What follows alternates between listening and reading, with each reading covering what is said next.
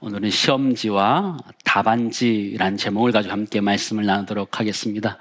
여러분, 인생이란 것이 시험의 연속이다라는 생각을 해보게 됩니다. 매 순간 우리 인생은 시험을 받게 되고 또 시험을 통과하면서 성장해 가는 것 같아요. 중고등학교 시절을 생각해 보면 시험을 보잖아요.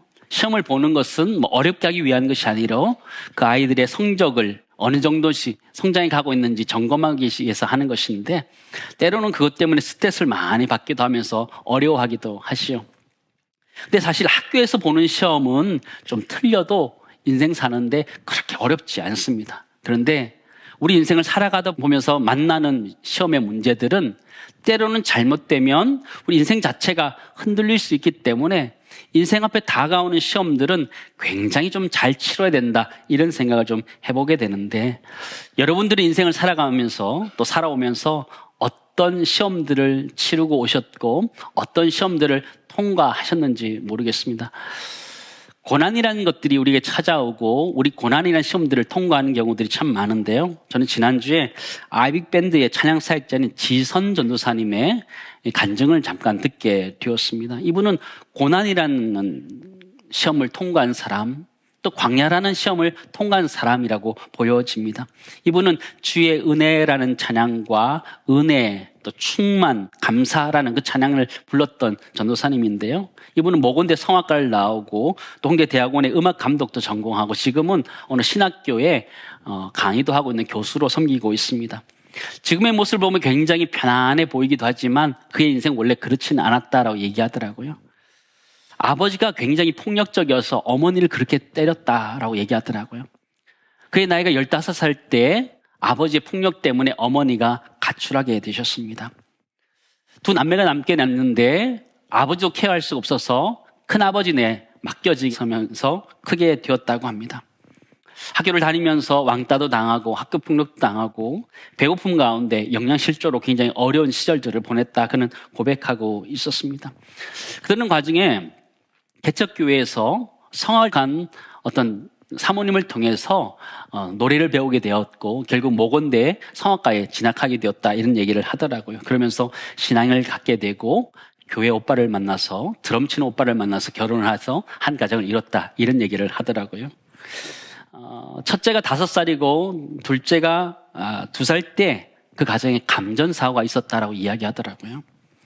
첫째 아이를 씻기고 밖으로 내보내고 둘째 아이를 씻고 있는데 갑자기 밖에서 퍽 하는 소리가 났다는 것이죠.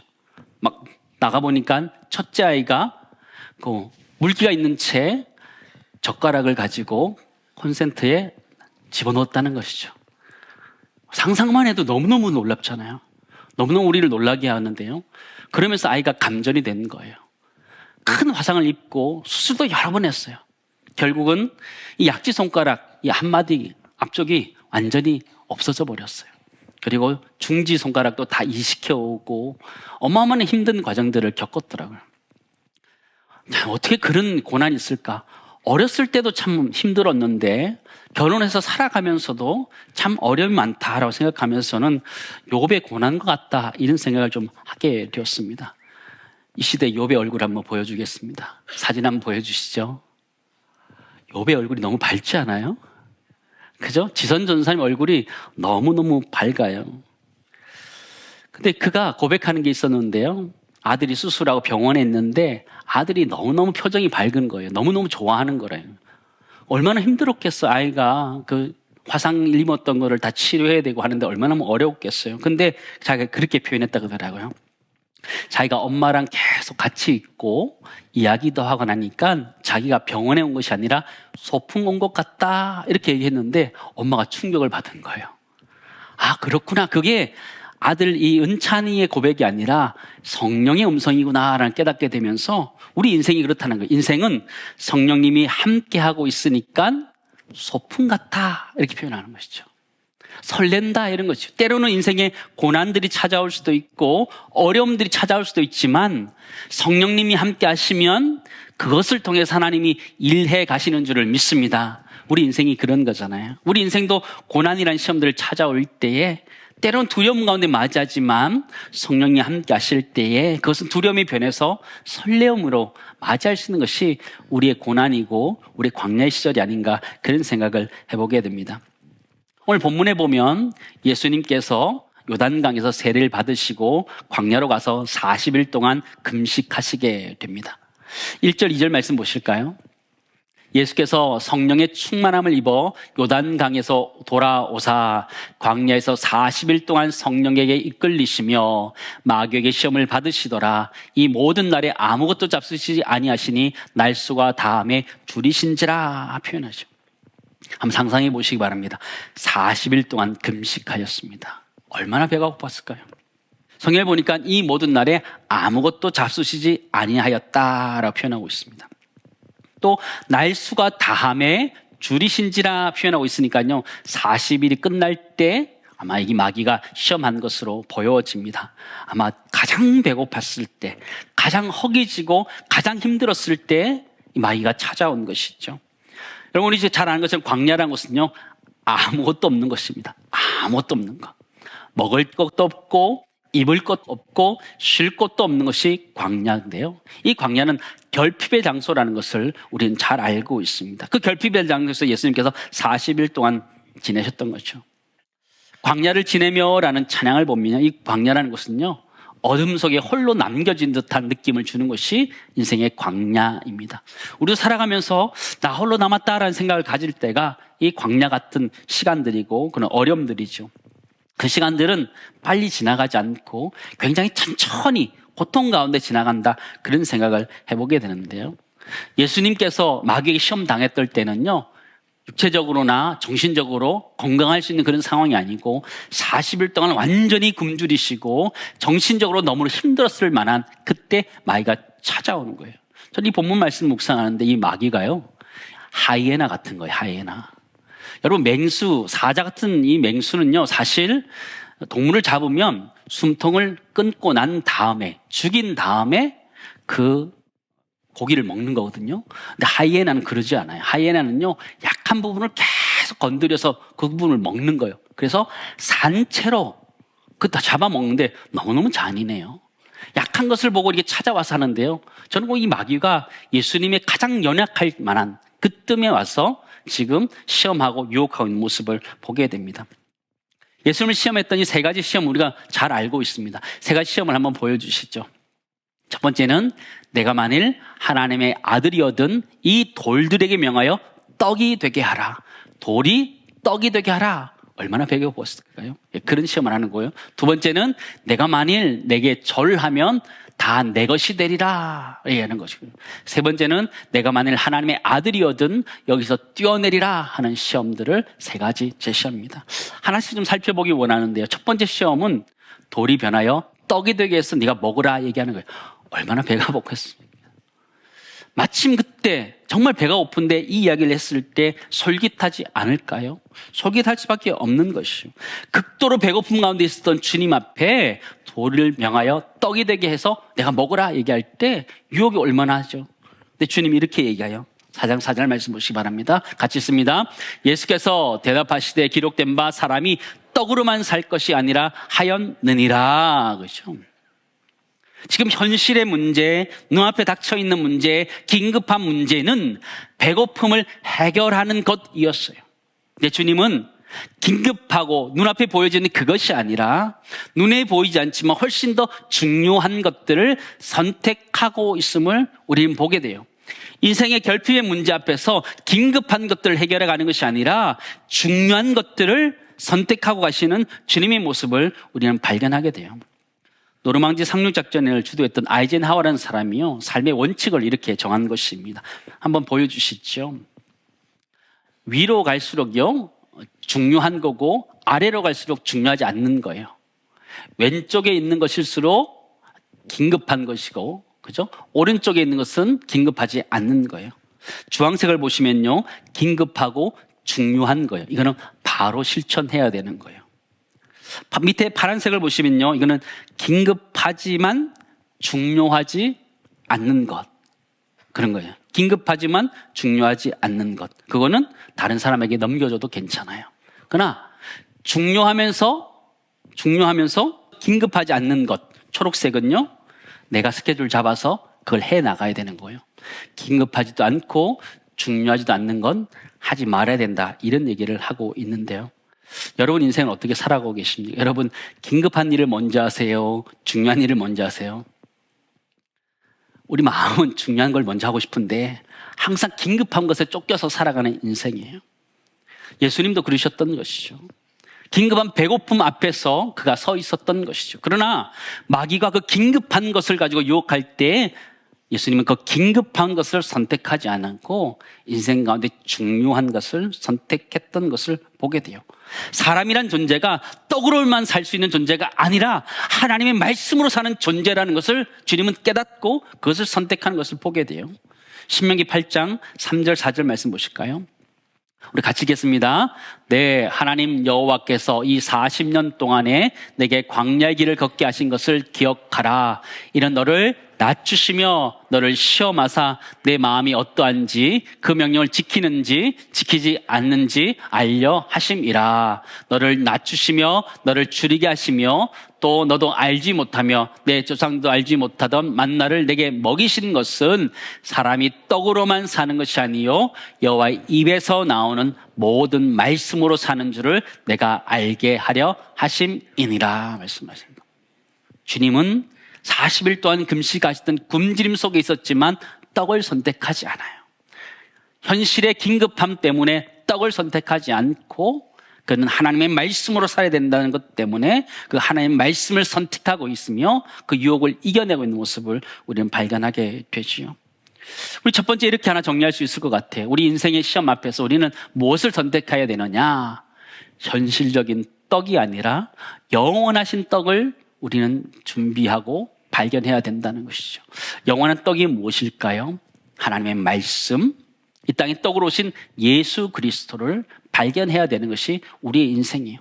아무리 급한 것이 있지만, 급한 현실의 문제가 있지만 그보다 훨씬 더 중요한 것이 무엇이냐면 하나님의 말씀, 예수 그리스도라는 것을 기억하면서 예수 그리스도는 그 시험을 이겨내셨는데 우리 모두에게도 그런 은혜가 있기를 간절히 소망합니다. 두 번째 시험은 무엇이냐면 마귀가 예수님께 천하만국을 보여줍니다. 모든 것들을 보여줍니다. 그리고 자신에게 절하면 다 주겠다 약속하는 거예요. 5절 6절 말씀 보실까요? 마귀가 또 예수를 이끌고 올라가서 순식간에 천하만국을 보이며 이르되 이 모든 권위와 그 영광을 내가 내게 주리라. 이것은 내게 넘겨준 것이므로 내가 원하는 자에게 주노라 라고 이러는 것이죠. 예수님은 광야에 계셔요. 아무것도 없는 곳이었어요. 근데 갑자기 순식간에 천하만국을 보여주시는 거예요. 모든 것들을 보여주시는 거예요. 그리고 권위와 영광을 다 너에게 줄 수 있다 얘기하는, 한 번만 절하면 너에게 줄 수 있다 이야기하는 장면을 보게 되지요. 혹하지 않으세요? 한 번만 절하면 뭐 천하만국을 얻을 수 있고 권위와 영광을 얻을 수 있다 말하는데 예수님은 절하지 않아요. 여러분 괴테의 파우스트를 보시면 그죠? 인간 파우스트가 나오는데 이 사람은 그죠? 악마의 영혼을 판 사람이에요. 그죠? 악마에게 영혼을 팔았어요. 끊임없이 파멸로 이끄는 그죠? 악마에게 자신의 영혼을 판 사람으로 등장합니다. 불멸의 파우스트를 쓴 그 안진태 교수는요, 한 학자의 말을 빌어서 이렇게 얘기하고 있어요. 한번 보여주시죠. 네, 같이 읽겠습니다. 현대인들은 물질적 만족을 얻고자 악마와 거래한 파우스트의 후예들이다. 우리가 거부하기 참 힘든 말인 것 같아요. 물질적 만족을 얻고자 악마와 거래한 파우스트의 후예들이다. 이익 앞에서 양심도 신앙도 버릴 수 있는 것이 우리 인간이라는 것을 정확하게 지적하고 있더라고요. 현 시대가 그러고 우리가 살아가는 현실이 그렇다 생각되어집니다. 매년 연말이 되면요, 대학 교수들이 올해의 사자성어를 선택합니다. 선택하는데 올해는요 1315명이 설문에 응답하고 30%인 396표를 얻은 한자 사자성어가 있습니다. 그게 무엇이냐면 견리망의라는 것입니다. 견리망의가 무엇이냐면 이로움을 본다. 견리, 이로움을 보자. 망의, 의를 잊었다. 이런 얘기를 한 거죠. 이익 앞에서 떳떳하지 못한 사람들의 모습을 지적하고 있는 모습인데요. 원래는 여기서 유래했다라고 알려져 있습니다. 장자가 어느 날 가는데 너무 좋은 까치가 이렇게 보여지는 거예요.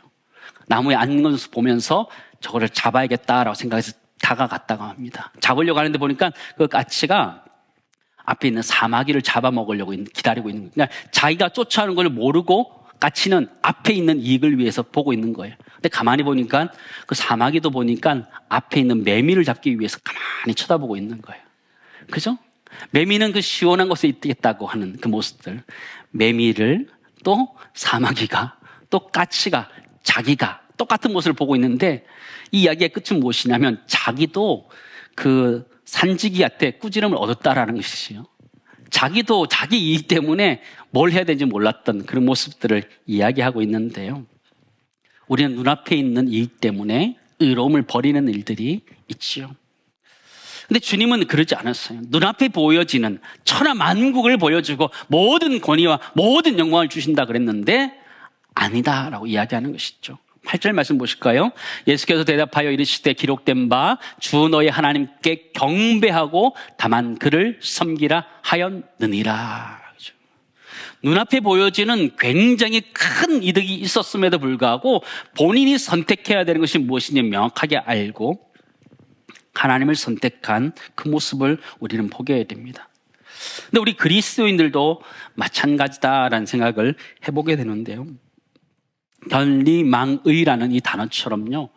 우리도 크리스찬이지만 이 땅의 삶을 살아가다 보면 이익 앞에서 우리의 신앙을 때로는 잊어버릴 때가 있다는 생각을 해보게 되었습니다. 그래서 저는 의라는 단어 대신요, 믿을 신자를 넣어서 이렇게 한번 만들어 봤어요.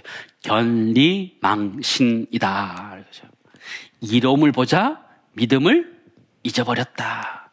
망신이에요. 망신. 그죠? 우리가 이로움을 볼 때 믿음을 잃어버리는 일들이 우리 그리스도인이 나가는데 일어날 수 있다는 것을 정확하게 이야기해 줄 수 있는 것이죠.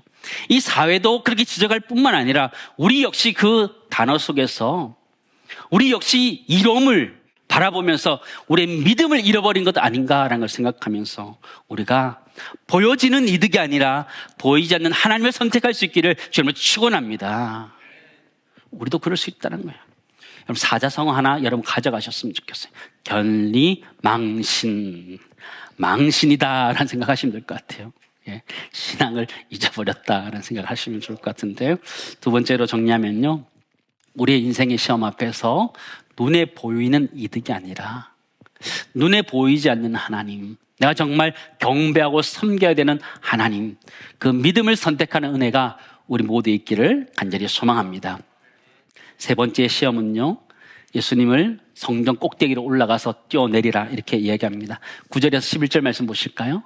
또 이끌고 예루살렘으로 가서 성전 꼭대기에 세우고 이르되 내가 만일 하나님의 아들이여거든 여기서 뛰어내리라. 기록되었을 때 하나님은 너를 위하여 그 사자들을 명하사 너를 지키게 하시리라 하였고, 또한 그들이 손으로 너를 받들어 내 발이 돌에 부딪히지 않게 하시리라 하였느니라. 그렇죠? 당연한 것이죠. 예수님께서 뛰어내리시면 하나님께서 사자를 보내서 그를 건지실 것이라는 믿음들이 있죠. 그러나 내가 만일 하나님의 아들이여거든 하면서 시험하는, 하나님을 시험하는 것이죠. 하나님을 시험하는 것이죠. 그런데 오늘의 사건은 예수님이 공생의 사역을 시작할 때 있었던 사건이에요. 성전 꼭대기에서 뛰어내리라라는 사건이에요. 근데 공생의 마지막에 마귀가 또다시 한번 시험합니다. 십자가에서 내려오라 시험하는 거죠. 마태복음 27장 40절 말씀 보실까요? 이르시되 성전을 헐고 사흘에 짓는 자여 내가 만일 하나님의 아들이거든 자기를 구원하고 자기 십자가에서 어떻게 하라? 내려오라 하며, 내려오라 얘기하는 거죠. 42절 43절 말씀 보시죠. 그가 남은 구원하였을 때 자기는 구원할 수 없도다. 그가 이스라엘의 왕이로다. 지금 십자가에서 내려올지라. 그리하면 우리가 믿겠노라. 그가 하나님을 신뢰하니 하나님이 원하시면 이제 그를 구원하실지라. 그의 말이 나는 하나님의 아들이라 하였도다 하며 조롱했던 것을 보게 되죠. 마귀는 공생의 사역 시작에 성전 꼭대기에서 뛰어내리라 말했던 것처럼 공생의 마지막에 십자가에서 내려오라 말하고 있는 거죠. 그러나 주님은 마귀의 말에 귀 기울이지 않습니다. 그가 겟세마네 동산에서 기도하면서 하나님 앞에서 결정했던 대로, 그의 말씀대로, 하나님 말씀대로 순종하면서 가고 있는 모습을 우리에게 보여주고 있습니다. 마지막 세 번째, 우리 정리할 수 있는 것은요, 세 번째 시험은요, 인생의 시험 앞에서 마귀의 말을 거부하고 하나님의 말씀에 순종하고 있는 예수님의 모습을 우리는 보게 됩니다. 이 세 가지 시험을 제가 한마디로 정리를 좀 했습니다. 화면을 좀 띄워주시죠. 우리 같이 한번 읽도록 하겠습니다. 각각의 유혹은 예수님이 지상사역에서 직면하게 될 도전, 즉 인간의 필요를 해결하고 신성한 권위를 행사하며 메시아로서의 성격을 나타냅니다. 성경에 뿌리를 둔 예수님의 반응은 하나님의 말씀과 권위에 의지하려는 그분의 헌신을 보여주며 유혹에 저항하고 하나님에 대한 종노릇, 순종, 신뢰의 진정한 본질을 이야기합니다. 이러한 유혹은 또한 예수님께서 그의 사역 전반에 걸쳐 직면하게 될 메시아에 대한 도전과 응전을 예고합니다. 예수님이 당하셨던 이 세 가지 시험은 그의 인생을 살아가면서 맞닥뜨리게 될 마귀의 여러 가지 시험과 도전 앞에서 어떻게 메시아로서 응전해 가는가들을 잘 보여주는 구절이다, 이렇게 얘기하는데요. 여러분 잘 아시는 것처럼 예수님이 당하셨던 이 시험이 우리에게 있어요, 없어요? 우리에게도 똑같이 있다라는 것이죠. 제가 이 말씀을 준비하면서 제 마음속에 깊이 은혜가 되었던 것이 있어요. 우리의 인생도 주님이 당하셨던 이 시험과 같은 것을 똑같이 당하고 있다라는 것이죠. 여러분 시험을 많이 보셨죠? 여러분 시험 많이 보셨을 텐데, 저는 예전에 학력고사 세대인데요. 학력고사를 시험 보러 딱 갔는데 시험을 본지를 딱 보는 순간 너무너무 당황했습니다. 이전에 나왔던 모의고사랑 너무 다르게 나온 거예요. 얼마나 당황스럽든지 너무너무 어렵더라고요. 그 어려움들을 느끼게 되더라고요. 그런 거거든요. 근데 여러분 기출 문제라는 게 뭐예요? 앞에 이미 나왔던 문제가 반복되는 것, 기출 문제라는 거예요. 여러분 운전면허증 딸 때 그런 게 기출 문제 아니에요. 이미 나왔던 것이 다시 반복돼서 나오기 때문에 여러분 기출 문제는 조금만 신경 쓰면 풀 수 있어요, 없어요? 풀 수 있어요. 그죠? 풀 수 있어요. 물론 떨어지는 사람도 있답니다. 네, 물론 떨어지는 사람도 있답니다. 그러나 기출문제라는 것은요, 내가 조금만 신경 쓰면 할 수 있는 거예요. 여러분 앞에 닥쳐있는, 우리 앞에 닥쳐있는 시험들을 가만히 한번 생각해 보시기 바랍니다. 때로는 그 문제가 처음 보는 것 같이 보여요. 그러나 그것은 처음 보는 문제가 아니에요. 이미 기출문제, 이미 나왔던 문제들이에요. 예수님 앞에 닥쳐왔던 문제들이었고, 오고 오는 믿음의 조상들이 경험했던 시험과 유혹들이었던 것이죠. 이미 기출문제다라는 것이죠. 여러분 기출문제에는 답이 있을까요, 없을까요? 답이 있어요. 이미 풀었던 사람이 있기 때문에 답이 있다는 것이죠. 우리가 당하고 있는 시험과 유혹도 마찬가지라는 것이죠. 우리 인생에 당하는 시험과 유혹도 기출 문제라는 걸 여러분 잊지 마시기 바랍니다. 때로는 우리 앞에 다가온 시험과 유혹이 처음 보는 것 같은 느낌이 들 수 있어요. 그러나 그렇지 않아요. 자세히 보면 그것은 이미 주님이 당하셨던 유혹 중에 한 가지예요. 우리 인생이요, 육신의 정욕과 안목의 정욕과 이생의 자랑과 같은 그런 유혹들이 널려 있고 그것이 약간 변형되어서 우리 인생 가운데 다가오는 거예요. 그렇다면 여러분 기출 문제에는 답이 이미 알고 있고 이미 풀었던 사람이 있다면 그대로 풀어야 되는 줄을 믿습니다. 주님이 어떻게 푸셨어요? 주님은요, 기록되었으되라는 하나님의 말씀을 가지고 자신의 시험과 유혹들을 이겨냈다면 이 시대 가운데 우리 모두가 하나님의 말씀으로 우리의 인생의 시험지들을 풀어내야 될 줄을 믿습니다. 그렇죠? 우리 인생 앞에 닥친 시험들은요, 이미 기출 문제로 나왔던 문제예요. 그렇다면 우리는 앞에 가신 예수 그리스도가 어떻게 풀었는지를 유심히 지켜보면 우리 인생의 문제를 풀 수 있다, 없다? 풀 수 있다라는 것을 여러분 기억하시기 바랍니다. 우리는 우리 인생 앞에 다가온 문제들 앞에서 때로는 당황할 수 있어요. 어렵다라고 말할 수 있어요. 그러나 가만히 들여다보면 이미 나왔던, 이미 예수님 앞에 나왔던 기출 문제라는 것을 깨닫게 되면서요. 주님이 어떻게 문제를 푸셨나? 4장의 말씀은요, 철저하게 기록된 하나님의 말씀으로 그가 그 유혹들을, 시험들을 풀어냈던 것을 기억한다면, 우리 인생 앞에 놓여진 시험지 앞에 여러분 답을 어떻게 써야 될까요? 기록된 하나님 말씀대로 하나하나 적어 내려간다면 우리 모두가 하나님 나라 앞에 섰을 때, 하나님 앞에 섰을 때 잘했다, 칭찬받는 은혜가 우리 모두에게 있는 줄 믿습니다. 사랑하는 성도 여러분, 연말인데요, 우리 인생에 여러 가지 시험과 고난들이 참 많이 있죠. 광야 같은 것이 많죠. 경제적인 어려움이 있을 수 있고, 질병의 어려움이 있을 수 있고, 관계의 어려움이 있을 수 있죠. 그러나 그것들은 이미 인생사 가운데 나타났던 하나의 기출 문제다라는 것을 잊지 마시기 바랍니다. 그리고 주님이 어떻게 문제를 푸셨는지를 자세히 들여다보면서 주님이 하나님의 말씀을 통하여 하나하나 풀었던 것처럼 우리 인생의 시험지 가운데 하나님의 말씀으로 이렇게 풀었다라고 하는 그런 은혜로 하나님의 기록되었으면 좋겠고, 결국 하나님 앞에 섰을 때에 잘했다, 하나님의 동그라미 쳐주는 그런 은혜가 우리 모두에게 있기를 간절히 소망합니다. 인생의 시험 앞에 당황하지 마시기 바랍니다. 이미 나왔던 문제라는 걸 기억하면서 이 시대 가운데 하나님의 말씀으로 잘 풀어갈 수 있기를 주님으로 축원합니다.